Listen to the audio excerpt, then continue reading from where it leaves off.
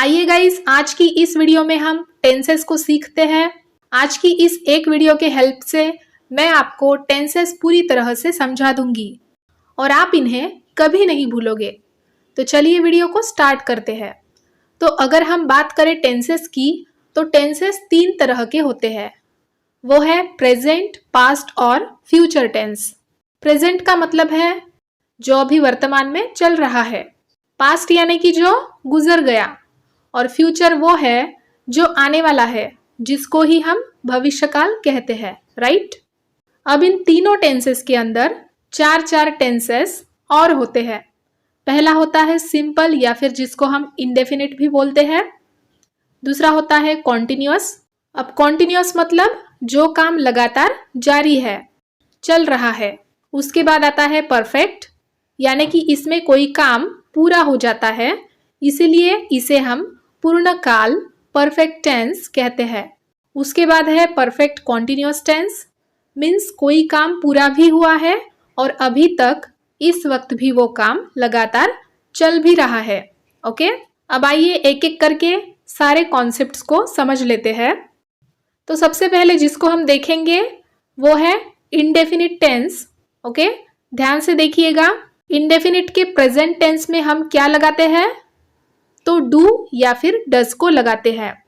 Do हम लगाते हैं प्लूरल नाउन्स के साथ, जैसे कि आई, वी, यू, दे, और जैसे कि पीपल इनके साथ। और इनके साथ हमेशा वर्ब की फर्स्ट फॉर्म ही आएगी। और डज जो है वो सिंगुलर सब्जेक्ट्स के साथ लगता है, जैसे कि ही, शी, ईट इनके साथ। सो डू ये प्लूरल के साथ लगता है और डज ये सिंगुलर सब्जेक्ट्स के साथ लगता है। ओके, हमेशा आपको याद रखना है डू और डज इनके साथ क्या आएगी? वर्ब की फर्स्ट फॉर्म आएगी। अब प्रेजेंट के बाद पास्ट में डू और डज किस में चेंज हो जाता है? डीड में। तो अब पास्ट के इंडेफिनिट टेंस में हम क्या लगाते हैं? डीड प्लस वर्ब की फर्स्ट फॉर्म। फ्यूचर में क्या होता है कि ये चेंज हो जाता है विल और शैल में, और इसके साथ भी वर्ब की फर्स्ट फॉर्म ही आएगी। तो अगर इसे एग्जाम्पल से समझे तो सिंपल प्रेजेंट में ये होगा आई ईट, पास्ट में होगा आई एट, और फ्यूचर में ये होगा आई विल ईट या फिर I shell eat. Okay, clear है सभी को? अब देखिए नेक्स्ट है कॉन्टिन्यूअस टेंस। कॉन्टिन्यूअस का मतलब क्या होता है? काम लगातार चल रहा है। यहाँ पर हम वर्ब की फर्स्ट फॉर्म में आईएनजी लगाते हैं। प्रेजेंट के केस में वर्ब की फर्स्ट फॉर्म के साथ आईएनजी लगता है। पास्ट में इज़ चेंज होकर वॉज वर्ब में चले जाते हैं, और फ्यूचर में वो चेंज हो जाता है विल बी या शैल बी में। तो I am eating present, I was eating मैं खा रही थी पास्ट कॉन्टिन्यूअस, और मैं खा रही होगी I will be eating future continuous. चलिए अब अगले टेंस पे आते हैं, जो कि है परफेक्ट टेंस। याद रखिए परफेक्ट टेंसेस में हमेशा V3 यानी कि वर्ब की थर्ड फॉर्म यूज होती है। प्रेजेंट में हैज और हैव के साथ वर्ब की थर्ड फॉर्म। फॉर एग्जाम्पल, मैंने खाना खा लिया, that means I have eaten, यानी कि खाने का कार्य यहाँ पूरा हो चुका है, और इसीलिए ही ये परफेक्ट टेंस पूर्ण काल कहलाता है। ओके, पास्ट में हैज हैव की जगह हैड ले लेगा और इसके साथ वर्ब की थर्ड फॉर्म आएगी। मैंने खाना खा लिया था, I had eaten. Okay, future में मैंने खाना खा लिया होगा, इसे कहेंगे आई विल हैव ईटन या फिर I shall have eaten. So perfect tense means action is completed. Last में आते हैं, that is perfect continuous tense, means action complete भी हो चुकी है और एक्शन चल भी रही है। फॉर एग्जाम्पल, मैं पिछले 7 सालों से इंग्लिश पढ़ा रही हूँ। तो 7 साल कंप्लीट भी हो चुके हैं और मैं अब भी पढ़ा ही रही हूँ प्रेजेंट में। तो कोई काम कंप्लीट है और जारी भी है, तो ये टेंस कहलाएगा प्रेजेंट परफेक्ट कॉन्टिन्यूअस टेंस। तो अब देखिए प्रेजेंट में इसका स्ट्रक्चर।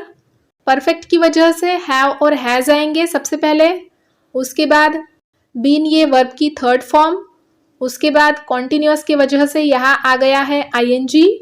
अब इसमें आईएनजी के बाद और 2 शब्द लगाए जाते हैं, जो कि है सिंस या फॉर। अगर हमको एक्चुअल टाइम यहाँ पर दिया गया हो, जैसे कि ये काम वेनसडे से हो रहा है या फिर 4 बजे से हो रहा है, 2011 से हो रहा है, तो हम वहाँ पर सिंस का यूज करेंगे।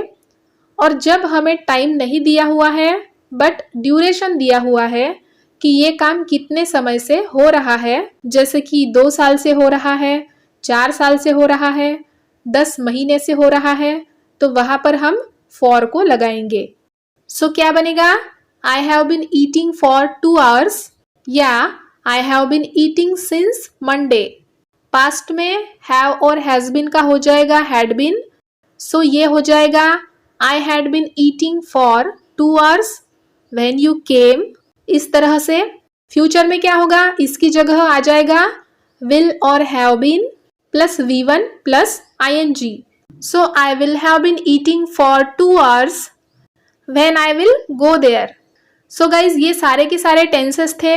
आपको खुद से इन सभी टेंसेस के कम से कम 5-5 सेंटेंसेस बनाते चलना है और इनकी खूब प्रैक्टिस करनी है। आई होप गाइज आपको हमारी टेंसेस की आज की ये क्विक इजी वीडियो पसंद आई हो, समझ में आ गई हो।